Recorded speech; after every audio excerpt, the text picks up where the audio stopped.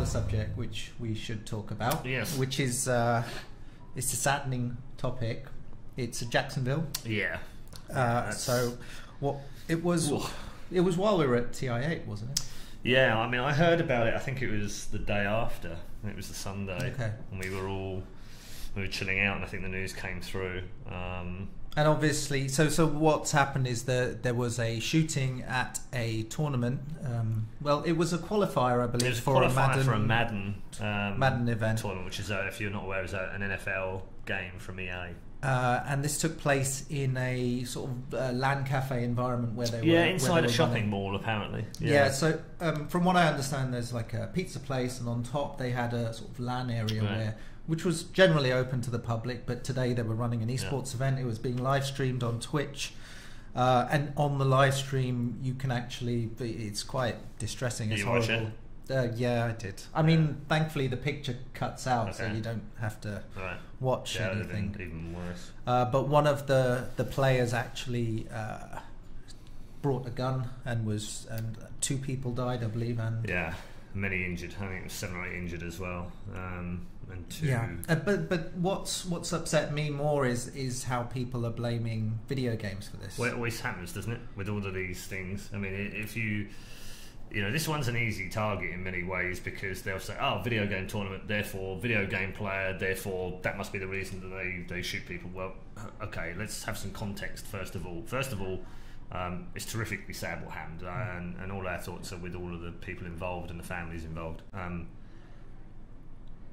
But second, it really does irk me considerably when I see people saying, oh, it's video games. I read something yesterday where a reasonably well thought of journalist in the US actually put out a statement that said that he's been banging on about violent video games causing this kind of problem for 20 years. Well, let me stop you right the fuck there, because actually this is a Madden tournament. Is it a violent video game? Well, you get a running back run into you, I guess it's probably quite violent in NFL, but they're not trying to shoot each other. Like, it's not a violent game in that sense. It's a simulation of a football game.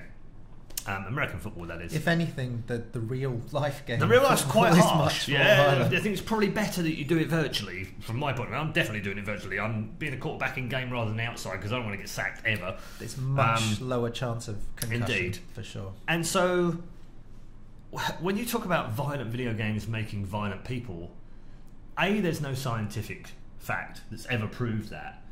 B, they were playing a Madden simulation, NFL simulation game, not a violent video game, so please get your facts right if you're going to try and use facts as a reason to justify something. And third, reports have now come out about the fact that the guy had some mental issues. Now, the fact that he's had some issues psychotically, apparently he was taking some medication for that. He's also been to hospital for it as well. I think that's probably the real issue here, and I don't want to get into the whole gun control debate and the amendments and everything else, because it's none of my business, frankly, and I don't have enough knowledge to expertly commentate on it, other than I know that guns do harm people, and we don't have guns in the UK, and we have less shootings than anywhere else, so there's something to that, right? Yes, there's all sorts of arguments about knife crime going up and everything else, but that's that's why I don't want to get into it. All I want to say about this is that it's not people that love video games that shoot other people. It is mentally unstable people that shoot other people. Yeah. And therefore, should this guy have ever had a gun is the real question. Not should people have guns, or should there be guns available for sale in the US. Should this man have had the ability to buy a weapon? And the answer is categorically no. So therefore, something needs to change in the legal system in the United States to stop that happening as frequently. You can't stop it for everything. It's impossible to ward against every single scenario. But in this case, it's very clear from all the things I've seen online that I would say there is a very good chance that he should have been stopped from buying a weapon in the first place. And given the help that he needed as well, by the way, I'm not condoning what he did. I think what he did was just an absolute atrocity. I really do. But the guy obviously needed help, and he got none. Yeah, and I actually think that's the takeaway, is that people who are in that kind of situation, who are distressed or psychotic, they need to be treated, and the outcome is kind of not connected to video games. Maybe it's not even connected to guns. You know, sometimes I think, do we just do this in every generation? I think when I grew up, I was told, don't sit too close to the TV, you'll get square eyes. Then I was told in the 80s, don't watch violent films because you'll become violent. Then in the 90s, I was told I'd get cancer because I was too close to the microwave. And then in the year 2000, I was told, don't hold the phone to your ear because you'll get cancer of the brain because phones emit cancer emitting. I mean, like, where does it stop?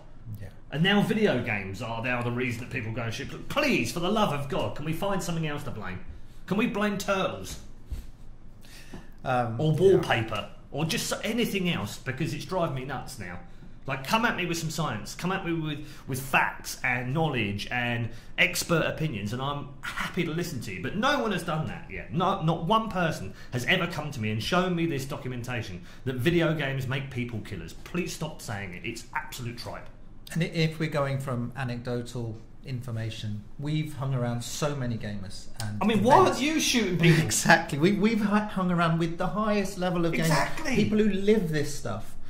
And they are the loveliest people in the world. They may have grudges, they may have rivalries. I've made so many friends, international friends from all sorts of different backgrounds, cultures, religions, colours, country. It doesn't matter. I've made hundreds of friends from all over the world because of esports, right? Let's look at some of the more positive things as well. And I'm not saying to just ignore stuff, because there is a serious issue with this as well, and that is that there is a security esports issue here. We've been saying it internally and amongst ourselves for many years now, amongst talent, amongst players.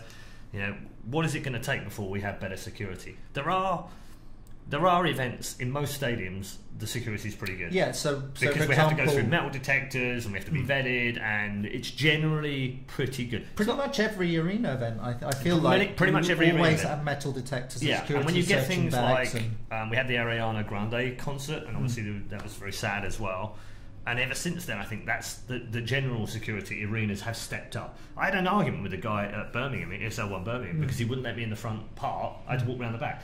Actually, the guy was just doing his job. He was an arsehole about it, but he was doing his job. I'm glad he was an arsehole. They wouldn't let me take my selfie stick in. Right. I'm glad they were being arseholes about it, because it means when I work inside that building, I'm slightly better protected. Yeah.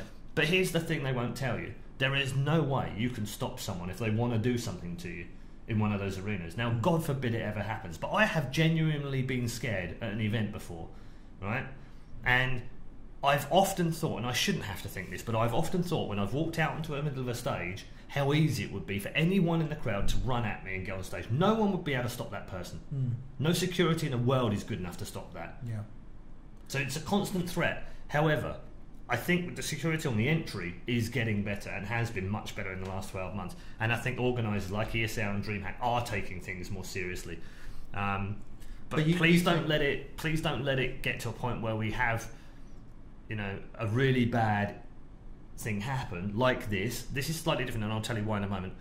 But please don't let it get to the point where we have to have something go badly wrong at an esports event before you do anything about it. Please review them now. We should be proactive rather than reactive. We shouldn't be waiting. Yeah. The reason this is different is because it was in a mall.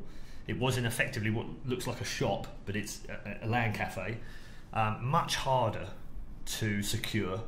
Much harder. You're talking about the general public. Anyone can walk in and out. And I know that we ended up with a player doing it as well, which is why it's different. But the security that is much harder to deal with. In a stadium, actually it's a self-contained element. It's actually a little bit easier. No, I've had public venues, so you know the focus of a public venue is to have people come through, and you want them coming and looking, watching other people play games. That's very difficult. Absolutely. I mean, many people said to me, well, didn't that happen to you in 2014? And the answer is yes, it did. Actually, and weirdly, in Canada. What happened? So I did Intel Extreme Masters for ESL in 2014. We were in Toronto, and I think we were on the second or third day, and we were part of I don't know if it was a Comic Con or not. I feel like it was a Comic Con, or maybe it was some sort of con anyway. And we were a stand in the middle of a public event, so anyone can come in, walk around. We are controlling the security there. It's our stand. And again, the focus focus is to get as many people to see it as possible. Right? So it's not trying to stop people. You're trying. We were a minute out, I guess, from live, and a guy comes rushing through the audience, crashes through into our broadcast area because we're at the front of the stage on the side.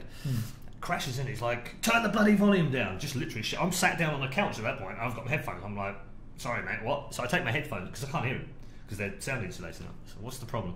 He's like, turn the volume down. I've been telling you people turn the volume down for 2 days. I was like, look, you're talking to the wrong person. I'm not the right person to talk to. You need to talk to someone backstage. With that, he walks through the set. And I'm like, no, you can't go back there. You can't go back there. And I'm telling him, I'm shouting at him, like, mate, you can't go back there. Honestly, we're going live any second now. And literally in my ears, like 20 seconds. I'm like, please leave. You need to go. He doesn't. He just ignores it, right? And I've shouted at him 4 or 5 times. Anyway, I then go live, and as we go live, he starts to walk towards the shot. And I'm like, oh, please don't walk. So in the end, I say, please don't walk through the shot. And he just walks through it anyway. I then go, what an idiot. I've seen it's something we say over in the UK a lot, right? It doesn't really mean you're an idiot. It's just one of those, like, what an idiot. And then I carried on. And then he comes back and starts arguing with me. And he's leaning in. He's like ready to punch me. I was like, what the hell is this guy doing? And we're live, It's like, what the hell? now we have a desk. Well, we have a desk and we have Janet Kale, so that's all good. Don't walk through the shot. What an idiot. What an idiot. Okay, well, we are back, and, it's... I'm sorry, what? You're on camera right now. So if you could move out of the shot, that would be great. Sorry, what? If you could move out of the shot, that would be great. What did you call me? If you could move out of the shot, that would be great. What did you call me? What are you doing? Wow. What? Like, I asked you not to go backstage, you ignored me, and now you're in the middle of the shot. Wow, what the hell? Okay, let's just calm it down. Okay, I think we can carry on. Sorry about that, I hope. Things got a bit feisty. I think things are a bit loud here, so, it's busy and what have you. Welcome to day 3. And I didn't realise it was actually that so confrontational. Imagine if you will, for a moment, because I have done this in the past. Imagine he'd had a gun. Yeah, if he was that worked up, I didn't realise. He got himself worked up, he's got a gun in his back because he's up, whatever. And then the moment he walks through and I call him an idiot, what if he turns around and shoots me in the face? Yeah. I mean, it's I've thought about it and I thought, how lucky am I? Really? That's the thing is... And I shouldn't have to feel like that. That shouldn't have been an issue, right? You are a target because you're all live on stage. Everyone's looking at you. The players are, the referees are, the admins are, the talents are, the hosts are. Everyone that works on the show, the cameraman, everyone is a target on that. It's nice to think... If you want to do something, if someone mentally unstable wants to do something like this, what do they want to do?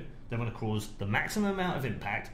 And how do they do that? They hit the people with the biggest following. Yeah. You're right, yeah. And it's a worry, right? It's a genuine worry. So I've not spoken about this publicly very much before. This is pretty much the only time I've ever done it. It's probably the only time I'm going to do it as well, because it is something that worries me. It's something that scares me a little bit. I don't like feeling vulnerable like that at events, and in the majority of cases, 99.9% of the time, I feel fine. It's just every now and again a doubt creeps in, and it's when things like this happen, or something happens at a stadium, like the Ariana Grande thing. It scared the living shit out of me, actually, because you just think, holy crap, what if that had been 2 weeks earlier and it had been in Birmingham? Yep. Or London, or where else we do these events. And if they can do that there, where's the biggest concentration of young people right now? It's in stadiums watching eSports. So it does scare me, but I'm not going to let it...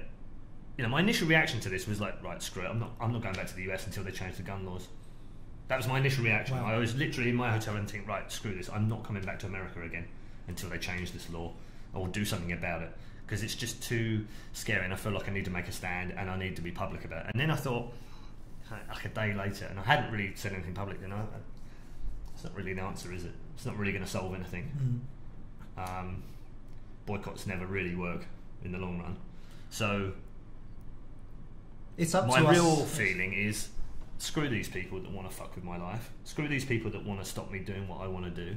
I will not be intimidated. I will not be scared by it. And I will continue to do what I love doing, regardless of you.